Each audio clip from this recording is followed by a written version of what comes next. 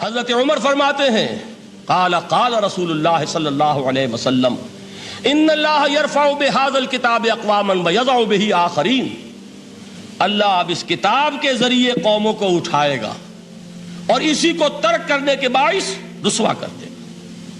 یہ ہے اب ابد الآباد تک کے لیے، خاص طور پر مسلمانوں کے لیے اللہ تعالیٰ کا یہ قانون۔ اس کتاب کو لے کر اٹھیں گے سربلند ہوں گے، اس کتاب کو پیٹھ دکھائیں گے ذلیل کر دیے جائیں گے۔ یہ گویا کہ اب امت مسلمہ کی قسمت جو ہے وہ تلے گی اس کتاب کی میزان میں، اسی میں طے ہوگا کہ ان کے لیے عروج ہو یا زوال ہو۔ اسی کو وہ جواب شکوہ میں علامہ اقبال نے سادہ ترین الفاظ میں کہا تھا، وہ زمانے میں معزز تھے مسلمان ہو کر اور تم خار ہوئے تاریک قرآن ہو کر۔ فارسی میں اسی کو مفہوم کو جو ادا کیا ہے جس خوبصورتی سے، اس کا تو جواب نہیں ہے کہ اے مسلمان خار از مہجوری قرآن شدی، تم جو ذلیل و خار ہو گئے ہو دنیا میں۔ ایک سوال شاعر نے کبھی کیا تھا نا، بڑا پیارا سوال تھا، ہے آج کیوں ذلیل کہ کل تک نہ تھی پسند گستاخی فرشتہ ہماری جناب میں۔ بڑا پیارا سوال ہے، جواب علامہ اقبال دے رہے ہیں، خار از مہجوری قرآن شدی، قرآن سے لا تعلق ہونے کی بنیاد پر تم ذلیل و رسوا ہوئے ہو۔ شکوہ سنجے گردش دوراں شدی، گردش دوراں اور گردش فلک اور فلک ناہنجار اور فلک کج رفتار، اس کو خامخواہ گالیاں دے رہے ہو، اس کا خامخواہ شکوہ کر رہے ہو، شکایت کر رہے ہو۔ یہ تو ہے باد صبائی ہما آوردہ تست، یہ تمہارے اپنے کرتوتوں کا کی صدا ہے جو تمہیں مل رہی ہے۔ تم نے قرآن کو پیٹھ دکھائی، تم ذلیل و رسوا کر دیے۔ خار از مہجوری قرآن شدی، شکوہ سنجے گردش دوراں شدی، اے چو شبنم بر زمیں افتندئی، در بغل داری کتاب زندئی۔ اے وہ قوم جو شبنم کی طرح زمین پر پڑی ہے، اغیار اسے پاؤں تلے روند رہے ہیں، جیسے آپ صبح کو سیر کرنے نکلتے ہیں، سبزے پر پڑی ہوئی شبنم اسے آپ روندتے ہیں اپنے قدموں تلے۔ اے امت محمد، آج تو دنیا کی قوموں کے سامنے اسی طرح پابال ہے، سرنگوں ہے، لیکن ہوش میں آ کہ تیری بغل میں وہ کتاب زندہ موجود ہے، وہ کتاب زندہ جس نے کہ دنیا میں یہی جزیرہ نماء عرب، وحشی لوگوں کا مسکن، نہ یہاں علم، نہ یہاں تمدن، نہ یہاں تہذیب، نہ یہاں تنظیم، کوئی ڈسپلن نہیں، کوئی حکومت نہیں، کوئی تہذیب نہیں، کچھ نہیں، تاریکیاں ہی تاریکیاں۔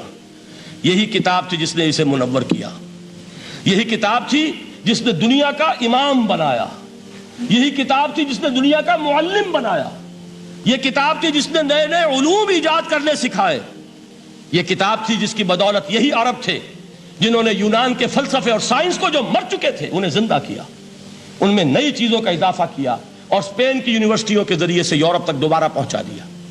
یہ وہ کتاب ہے، در بغل داری کتاب زندئی۔ اقبال نے کیسے کیسے شکوے کہے ہیں، اسی قرآن میں ہے اب ترک جہاں کی تعلیم، جس نے مومن کو بنایا مہو پرویں کا امیر۔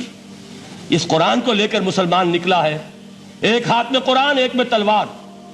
برا نہ مانیے، قرآن تلوار کا نام بھی آپ اپولوجیٹک انداز میں نہ لیا کریں۔ انقلاب کی تکمیل تلوار سے ہوتی ہے، انقلاب کی تمہید کسی کتاب سے ہوتی ہے، اچھی طرح جان لیجیے۔ کبھی انقلاب صرف کتاب سے نہیں آیا، کتاب سے ذہن بدلتے ہیں، کتاب سے فکر بدلتی ہے، کتاب سے سوچ بدلتی ہے، کتاب سے ایک جماعت تیار ہوتی ہے، ایک قوت تیار ہوتی ہے۔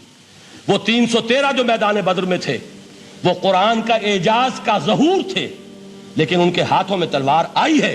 ہم اسے ڈینائی نہیں کریں گے کہ در حقیقت انقلاب محمدی کی تکمیل میں یقیناً تلوار کا حصہ، لیکن یہ تلوار ہاتھ میں لینے والے آتے کہاں سے اگر قرآن کے ذریعے سے محمد الرسول اللہ نے وہ جماعت تیار نہ کی ہوتی، وہ کام کیا ہے، یتلو علیہم آیاتہ ویزکیہم ویعلمہم الکتاب والحکمہ، وہ سارا عمل قرآن کے گرد گھوم رہا ہے جس سے وہ جماعت تیار ہوئی۔ اور پھر اقبال نے اس کو بھی دو جملوں کے اندر ادا کر دیا، ایک شعر کے دو مصرے، با نشہ درویشی در ساز و دمادم زن، چوں پختہ شوی خدرا بر سلطنت جم زن۔ پہلے ہے وہ نشہ درویشی، وہ فقر، وہ صحابہ کرام کے وہ راتوں کو اللہ کے سامنے کھڑے رہنا، وہ تزکیہ نفس، وہ موعظہ قرآنی، وہ تزکیہ جو قرآن کے ذریعے سے ہو رہا تھا 13 برس تک ہوا۔ اب جب ایک جماعت تیار ہو گئی، ایک قوت وجود میں آئی، تو اب اس قوت کو محمد رسول اللہ نے باطل کے نظام پر دے مارا، ٹکرایا. بانش درویشی در ساز و دمادم زن، چوں پختہ شوی خدرا بر سلطنت جم سن. تبھی وہ انقلاب آیا. جاء الحق وزهق الباطل ان الباطل کان زہوقا. تو اللہ تعالیٰ اس کتاب کو اب میزان بنا چکے ہیں. وبالحق انزلناہ وبالحق نزل. یہ قرآن حق کے ساتھ نازل ہوا ہے، فیصلہ کن کتاب ہے. انہ لقول فصل وما هو بالحزل. یہ قول فصل ہے، حزل نہیں ہے، کسی شاعر کی شاعری نہیں ہے کہ آپ نے تحسین کی تو کیا اور نہ کی تو کیا. یہ کتاب وہ ہے کہ اگر مانو گے تو مہو پرویں کا امیر بنو گے، اور اگر اس کو پیٹھ دکھائے رکھو گے جیسے دکھائی تم نے تو ذلیل کر دیے جاؤ گے، رسوا کر دیے جاؤ گے، جیسے کہ آج کم سے کم 300 برس سے پوری دنیا میں مسلمان ذلیل اور خوار ہیں.